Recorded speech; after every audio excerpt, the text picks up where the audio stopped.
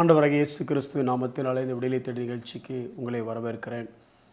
சுவிசேஷத்தை குறித்து கற்றுக்கொண்டிருக்கிறோம். குறிப்பாக இந்த 5 சாராம்சமுடைய அந்த சுவிசேஷத்தில் கடந்த நாட்களில் நாம் இந்த நியாய தீர்ப்பை குறித்து கற்றுக்கொண்டிருக்கிறோம். மீண்டும் ஒரு முறை அந்த அறிமுகத்துக்கான அந்த காரியங்களை நான் உங்களுக்கு சொல்லிக்கொள்கிறேன். ஏன்னா உங்களுக்கு அது புரியணும் அப்படிங்கிறதுக்காக. நியாய தீர்ப்பு அப்படின்ன உடனே கிறிஸ்தவ உலகம் 2 எக்ஸ்ட்ரீமுக்கு போயிடுச்சு. ஒன்று, எதை எடுத்தாலும் ஆண்டவர் அடிச்சிடுவார், காலை உடைச்சிடுவார், நியாய தீர்ப்பு இருக்குது, அல்லது நரகத்துக்கு போயிடுவார் அப்படின்னு ஒரு பயமுறுத்த தொனி வந்துடுச்சு. இல்லைன்னா ஒரு அலட்சியமான ஒரு போக்கு, வி டோன்ட் கேர், அதை பற்றிலாம் ஏங்க யோசிச்சுட்ருக்கீங்க, அதெல்லாம் ஒன்றுமே இல்லை அப்படிங்கிற மாதிரி ஒரு அலட்சிய போக்காகி விட்டது. ஆனால் வேதம் நியாய தீர்ப்பை குறித்து பேசுகிறது. நியாய தீர்ப்பு என்று வரும்பொழுது பல காரியங்கள் பேசப்படுகிறது. குறிப்பாக விசுவாசிகளுக்கான நியாய தீர்ப்பு, அவ்விசுவாசிகளுக்கான நியாய தீர்ப்பு, உலகத்தின் மீது நியாய தீர்ப்பு, மற்ற நேஷன்ஸு குறித்த நியாய தீர்ப்பு, அதையும் தாண்டி இஸ்ரவேல் தேசத்துக்குரிய நியாய தீர்ப்பு, ஃபாலன் ஏஞ்சல்ஸ் அவங்க மேலே இருக்க நியாய தீர்ப்பு, இப்படி ஜட்ஜ்மெண்ட் பல காரியங்களை பற்றி பேசுது. நாம் எதை பற்றி படிச்சுட்டு இருக்கிறோன்னா விசுவாசிகளாகிய நமக்கு இருக்கக்கூடிய நியாய தீர்ப்பை குறித்து. அதிலே நான் ஏற்கனவே சொன்ன 3 காரியங்கள் இருக்கிறது. ஒன்று, பாவிகளாக நம்ம நியாயந்திருக்க வேண்டிய நியாய தீர்ப்பு முடிவடைந்து விட்டது சிலுவையிலே. அடுத்து, பரிசுத்தவான்களாக பிள்ளைகளாக நமக்கான நியாய தீர்ப்பு இப்போது நடந்து கொண்டிருக்கிறது. அல்லது மூன்றாவது, அவருடைய உக்கிரானக்காரர்களாக அல்லது ஸ்டூவர்ட்ஸாக நமக்கு ஒரு நியாய தீர்ப்பு இருக்கிறது, அது பின்னால் இருக்கிறதுன்னு சொல்லிட்டு இருந்தேன். இப்போது நம்ம கடந்த 2 எபிசோடில் என்ன பார்த்தோம் அப்படின்னா, முதலாவது நியாய தீர்ப்பை குறித்த பயம் நமக்கு தேவையில்லை, நம்பிக்கை தேவை அப்படின்னு சொன்னேன். 2வது எபிசோடில் என்ன பார்த்தோம் அப்படின்னா, இந்த பயம் போய் நமக்கு தைரியம் வரணும்னா என்ன வேணும் அப்படின்னா, அன்பு வேணும். என்ன அன்பு அப்படின்னா, தேவன் என் மீது எவ்வளவு அன்பாக இருக்கிறார் என்பதை குறித்த புரிதலும், அதன் விளைவாக நான் அவரை நேசிக்கிற அந்த நேசமும் தான் முக்கியம் அப்படின்னு சொல்லி நம்ம பார்த்தோம்.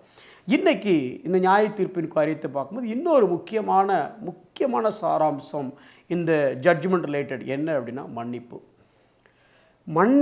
தேவன் நம்ம எப்படி மன்னித்திருக்கிறார் என்பது நமக்கு புரிந்தால் மட்டுமே இந்த நியாய தீர்ப்பை நாம் தைரியமாக அதை குறித்து எதிர்கொள்ள முடியும், அல்லது அதை குறித்து பயப்படாமல் நம்பிக்கை உள்ளவர்களாக இருக்க முடியும்.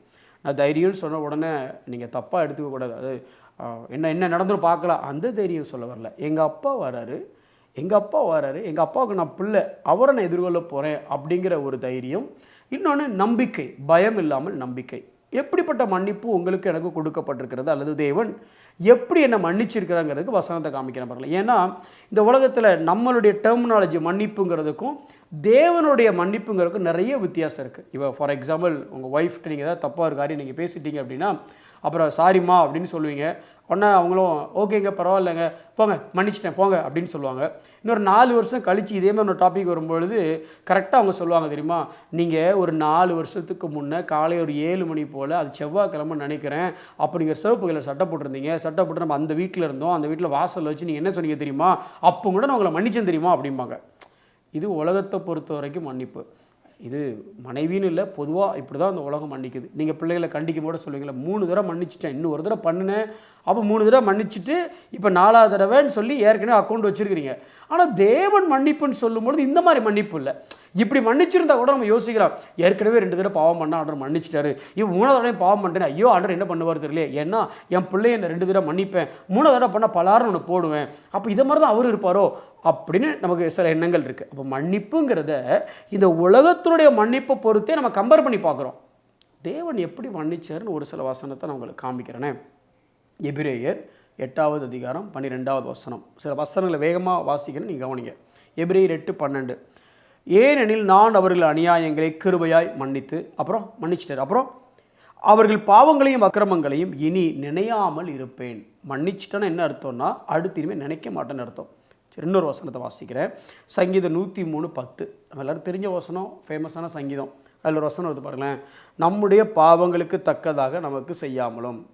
அதாவது இந்த பாவத்துக்கு 5 ரூபா திருடுனா ஒரு 50 ரூபா ஃபைனு, ஒரு 5 கோடி திருடுனா அவனுக்கு என்ன மாதிரி, அவன் எந்த மாதிரி திருடான், அவனுக்கு ஏற்ற மாதிரி தண்டனை கொடுக்கணும் சார், அந்த மாதிரி நான் பண்ணுற பாவத்துக்கு ஏற்ற மாதிரி நம்மளை டீல் பண்ணுற ஆண்டவர் நம்ம ஆண்டவர் இல்லை. அதனால தான் வசனம் சொல்லுது, நம்முடைய பாவங்களுக்கு தக்கதாக நமக்கு செய்யாமலும் அடுத்து நமக்கு சரி கட்டாமலும். 2 அடி அடித்தா 2 அடி அடிக்கிறோம் சார், 4 அடி அடித்தா இன்னும் 4 சாத்தனா சார் ஒழுங்காக வருவான் அப்படின்ட்டு எவ்வளோ பெரிய தப்பு பண்ணியிருக்கானோ அதுக்கு ஏற்ற மாதிரி. இப்போ நீங்கள் 50 ரூபா திருடிட்டீங்க, ஒரு நாள் லாக்கப்பில் வச்சு விட்டா ஓகே. 5000 கோடி திருடனே ஒரு நாள் லாக்கப்பில் வச்சு விட்டா அப்படின்னு அது எப்படி சார்?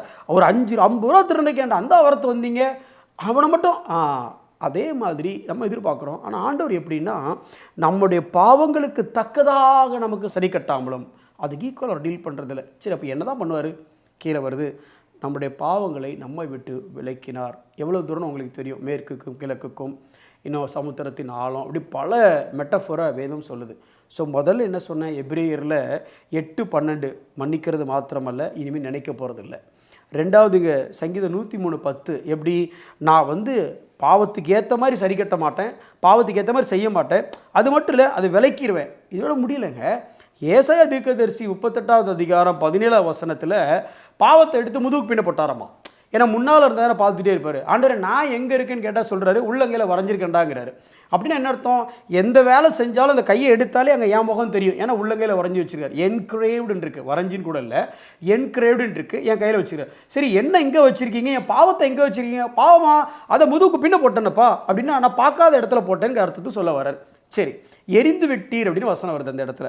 அதுக்கு அடுத்து ஏசாயா 44:22 44:22 அது என்ன சொல்லுது அப்படின்னா, இந்த பாவத்தை கார்மேகத்தை போல் அகற்றி விட்டேன் அப்படிமா. அந்த காலையிலே இந்த பிள்ளைங்கள்லாம் பார்த்திங்கன்னா அந்த மழை வர நேரத்தில் ஸ்கூல் பிள்ளைங்கள்லாம் யோசிப்பாங்க, அப்பாடா இன்னைக்கு நல்ல மேகமூட்டமாக இருக்குது, இன்னைக்கு நல்லா மழை வரும், லீவ் விட்டுருவாங்கன்னு நினைப்பாங்க. ஆனால் ஒரு 8-9 மணி பார்த்தீங்கன்னா நல்லா சன்ஷைன் வந்துடும்.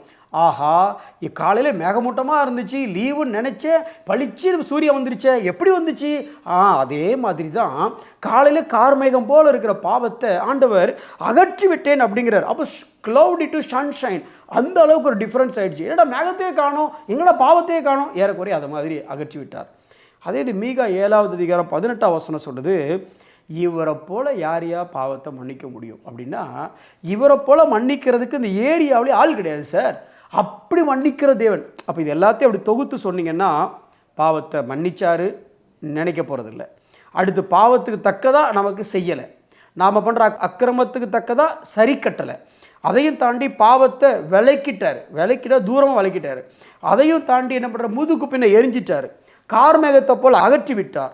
மீறுதலை மன்னிக்கிற இவருக்கு ஒப்பான தேவன் யார் அப்படின்னா, இவரை மாதிரி மன்னிக்கிறதுக்கும் மறக்கிறதுக்கும் இந்த என்டையர் யூனிவர்ஸ்லேயே எப்படினாலும் வச்சுக்கலாம், அவருக்கு அந்த மாதிரி ஒரு ஆள் கிடையாது சார். அப்படி மன்னிக்கிற தேவன், அப்படி மன்னிச்ச அவர் உங்களை எப்படி நியாய தீர்ப்புக்கு ஆக்கினைக்குள்ளாக உங்களை தீர்ப்பார்? அப்படி மன்னித்த தேவன் எப்படி உங்களை கோபாக்கினைக்குள்ளாக தீர்ப்பார்? உங்கள் பாவங்கள் மன்னிக்கப்பட்டது என்கிற உறுதிப்பாடு உங்களுக்கு வேணும், அது முக்கியம், அது உறவின் அடிப்படையில் வருகிறது. ஆனால் இந்த பயம், இப்படி மன்னிச்சாருங்கிற அறிவு நமக்கு இருக்க இருக்க இருக்க இந்த பயம் போயிடும். ஒரு வசனத்தை மட்டும் வாசிக்கிறேன் பாருங்களேன், 1 யோவான் 1:7, அவர் ஒளியில் இருக்கிறது போல நாம் ஒளியிலே நடந்தால் ஒருவரோடு ஒருவர் ஐக்கியப்பட்டிருப்போம்.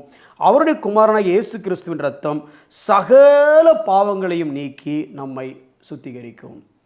உங்களோட பாவம் பெருசா, அவருடைய ரத்தம் பெருசான்னா நாங்கள் தைரியமாக சொல்ல முடியும், அவருடைய ரத்தம் பெருசு. அந்த ரத்தத்துக்கு கீழே வர எந்த மனுஷனுடைய பாவத்தையும் அவர் மன்னித்தார், அகற்றி விட்டார், விலக்கி விட்டார், முதுகுக்கு பின் எரிந்து விட்டார். அவர் அதனை விலக்கி விட்டார், அகற்றி விட்டார். இனி அதை குறித்து ஒரி பண்ண வேண்டிய அவசியமே இல்லை. சரி, அப்போ நான் என்ன செய்யணும்? உங்களுக்கு இவ்வளோ மன்னிச்சாரே, அவருடைய சாயல் இருக்கிற நீங்கள் கடைசியாக எவ்வளோ மன்னிச்சிங்க, யாருக்கு மன்னிச்சிங்க?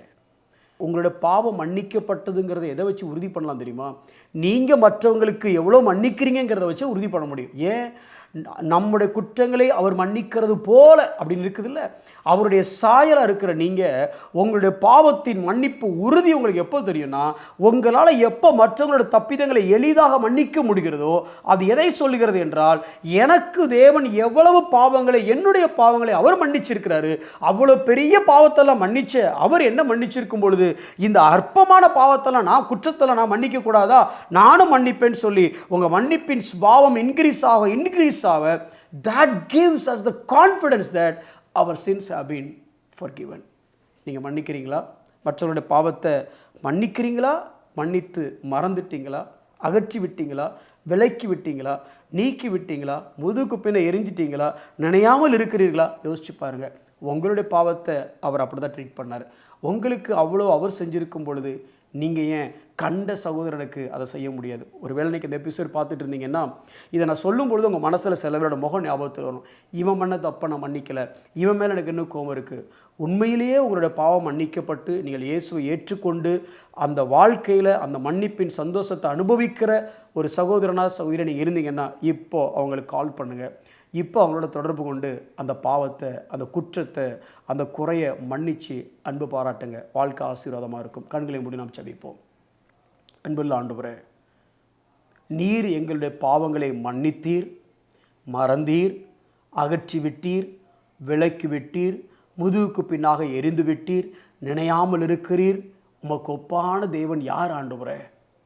உம்முடைய சாயலாக இருக்கிற நாங்களும் ஆண்டவரே, இந்த நியாய தீர்ப்பை குறித்து இவ்வளவு தைரியம் கொண்டிருக்கிற நாங்கள் ஆண்டவரே, மற்றவர்களை நியாயம் தீர்க்காதபடி, மற்றவர்களை குற்றப்படுத்தாதபடி, அவர்களுடைய குறைகளையும் குற்றங்களையும் மன்னிக்கவும், மறக்கவும், அகற்றவும், விளக்கவும், நினையாமல் இருக்கவும் தேவனே எங்களுக்கு கிருபை தாரும், வழி நடத்தும். இயேசுவின் நாமத்தில் ஜெபிக்கிறோம் நல்ல பிதாவே, ஆமென்.